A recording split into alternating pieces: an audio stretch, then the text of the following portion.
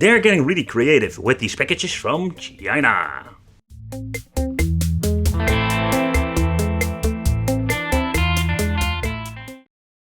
Hey guys, welcome back to the channel. It's awesome that you're tuning in. So in this video we are going to take a close look at the X96s. So this is a series of Android TV boxes that we can play some games with, like Android games, emulation, and we can do a lot of great things with this. But the question remains, how good is it? So inside the box we're going to get a dongle, yeah, and of course a cheap remote. This is like the cheap remotes, because there's no air remote, nothing like just a basic remote that you get with cheap boxes like this. We're going to get an extension, very pleased, because some of these sticks will not fit in your television. Like with mine, I have this old Samsung, always having problem with these thick sticks. So it's very convenient, you're going to give you this, let's say, extender. Micro USB cable. We're going to get the power supply that we're going to need. You can get yourself the juice from the television, but I won't recommend it like with sticks like these. And very interesting, we're going to get a special cable because it doesn't have built-in USB, or there is no function for the remote. So we need to basically connect this to the dongle and put like the sensor beneath your television. And it comes with an extra card from Vontar. That's the store that I bought it from. Don't forget your feedback. So let's take a close look at the stick itself. Because the stick, yeah, we're going to stick it in. But the X96s, it's more like this tiny older Android stick, and the reason I picked it up, not because we can add a CF card, we can add a CF card, but also with emulation. Yep, there's the connection for the remote, the receiver. Here having some details, like this thing comes with 4 GB of RAM, 32 GB of internal storage, so that's quite good in my opinion. But let's do a little bit of testing, let's play some games, and how good at it. And we're going to connect the controller over there. It only has one USB port. That's a little bit of a bummer. Let's try the X96s for 4K YouTube videos and some Netflix. What can we do with this? And then not to forget, of course, we're going to try out some emulation and Android gaming on this dongle. Okay, so when booted up the system, this is the menu layout, and it is very similar to your telephone in my opinion. So when you're pressing My Apps, here we go to all the applications that are installed on the device. Also going to check out some YouTube, but first let's click on Netflix. It was pre-installed on this box, but sadly because the box itself is rooted, Netflix is not supported.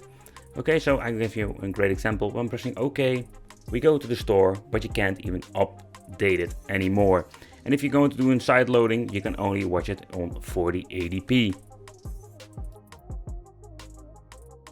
Okay, so let's take a close look at the specification of this TV box. So the board itself is the Faraday model. It has 4 GB of RAM and in total 32 GB of storage. It comes with the ARM Cortex A53 that is running on 1800 MHz. And of course the GPU that we need to check out, that is an ARM Mali G131. And the system itself is running on Android 9 Pie edition. Netflix with 4K is a no-go, but if you wanted to watch it through the YouTube service, that is of course possible. And 4K is no problem whatsoever for this TV box.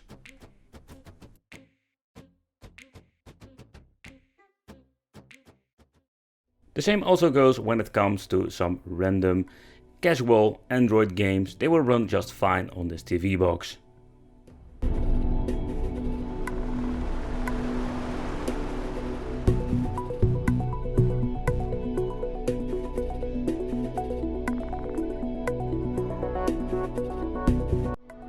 Nice to see you again. You know the drill. Touch the screen, move your finger, and see what happens.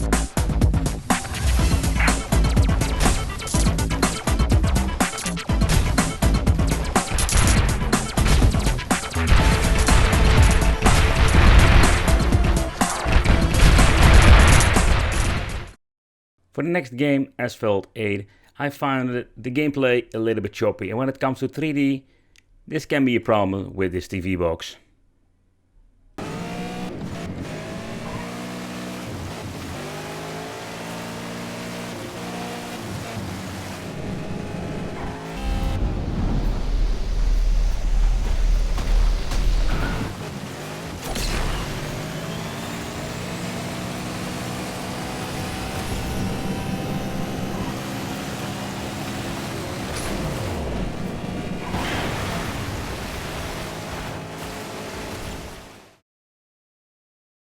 Okay, next up, the EPSXe emulator for Android.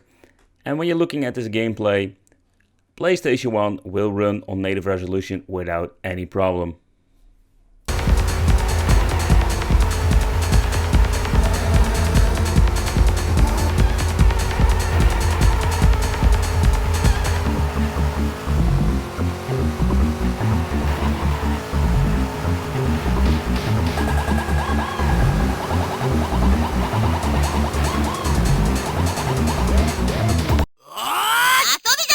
Round one, fight!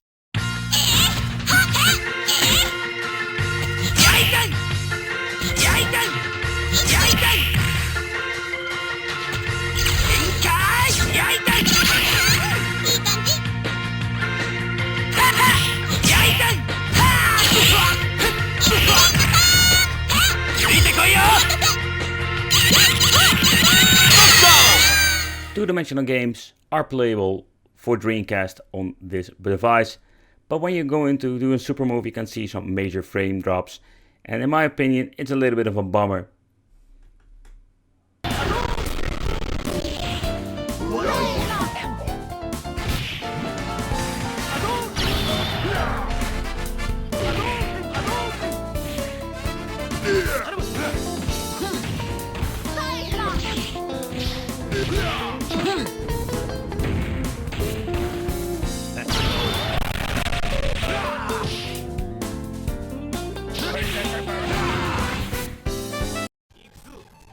And three-dimensional games are absolutely a no-go if you ask me when it comes to Dreamcast on this device, and it is even running on native resolution.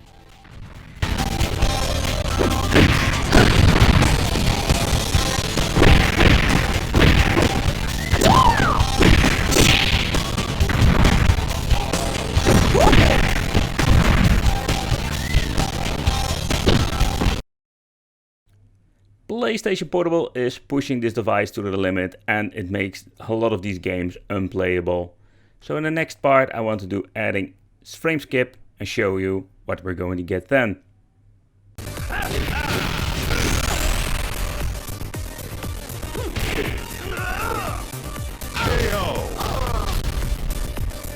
You win.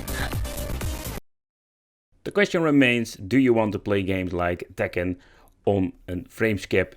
It makes it playable, kind of playable in my opinion, but most games will run really horrible with this stick, even with frame skip.